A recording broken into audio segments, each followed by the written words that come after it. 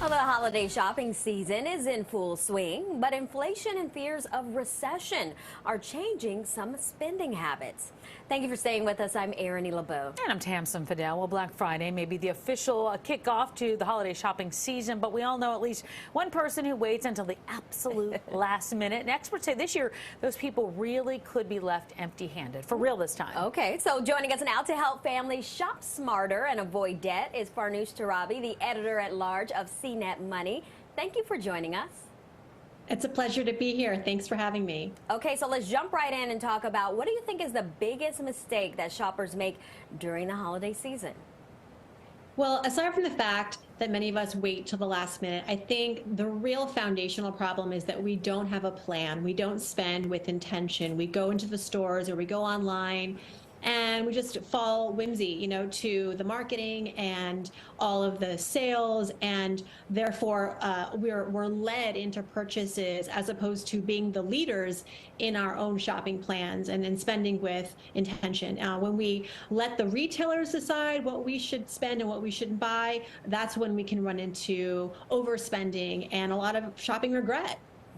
Well, so you have some tips to spend smarter this year. And first you say planning in advance is important. And I guess apparently there's a little anxiety out there this year about items all being out of stock, maybe already, right? Yes, Tamsin, 38% of those that we surveyed in our own CNET holiday survey said that they've already started to shop for their gifts, starting as early as September and October. And even though retailers like Macy's and Target have said, look, we have inventory, we have overplanned, we might have too much, I think consumers are experiencing some PTSD from previous recent seasons when there wasn't enough inventory and things did sell out very quickly. So we're starting to plan earlier and shop earlier, which I think is a good thing. Okay, so we know that this time of year, most people and a lot of people burn a hole in their wallet with their credit card. So how can people actually use credit wisely?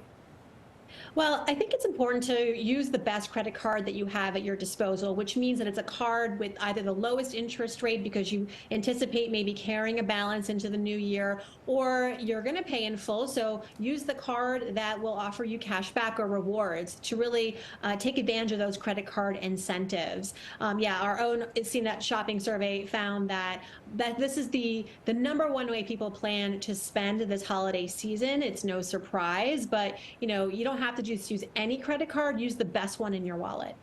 Well, so as shoppers, how do you avoid the overspending and just kind of at the last minute blowing your budget because you think, oh my, I just got to get it done and I'll make up for it come January?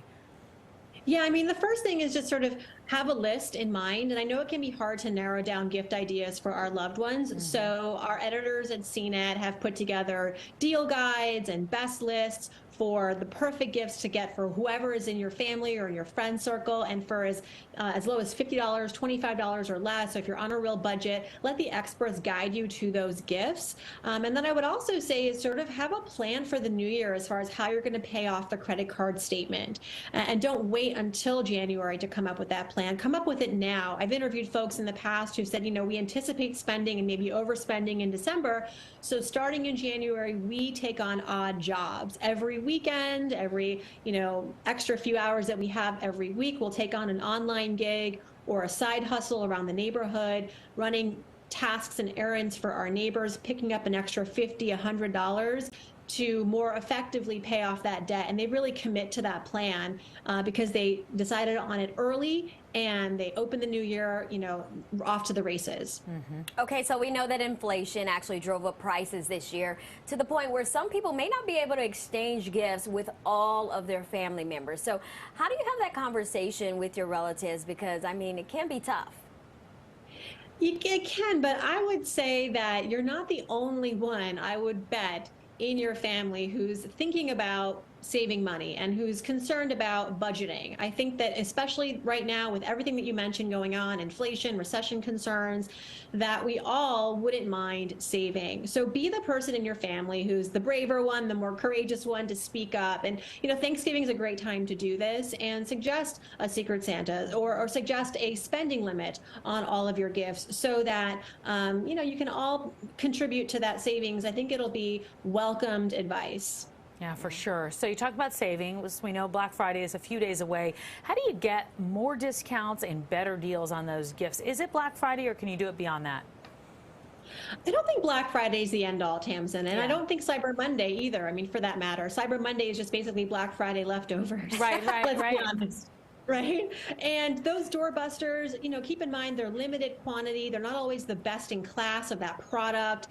They're just sort of, marketing ploys to get you into the store. So, I think if there's something on your list and it just happens to be on a Black Friday deal, go for it. But throughout the season, make sure you're signing up for retail text alerts and emails that can guide you to when they're having their sales, their 30% off, their 40% off deals.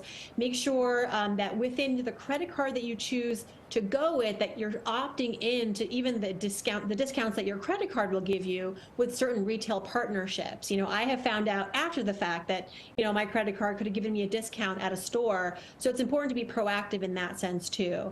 And then again, don't buy it if you don't need it. I think that more than ever around the holidays, and we know this, spending time with loved ones is really the most important thing. And if you really need to save money, have that conversation with your family. Maybe it's that you engage in an experience like having a nice dinner and everyone pitching in as opposed to buying gifts. All So right. true. Some great advice there. So Farnoosh, thank you so much for joining us today and to help us shop smarter. Thanks for having me. All right, if you would like more information on how to save during the holiday season or to find some of those deals, you can go to cnet.com. You can also follow Farnoosh online at Farnoosh Torabi.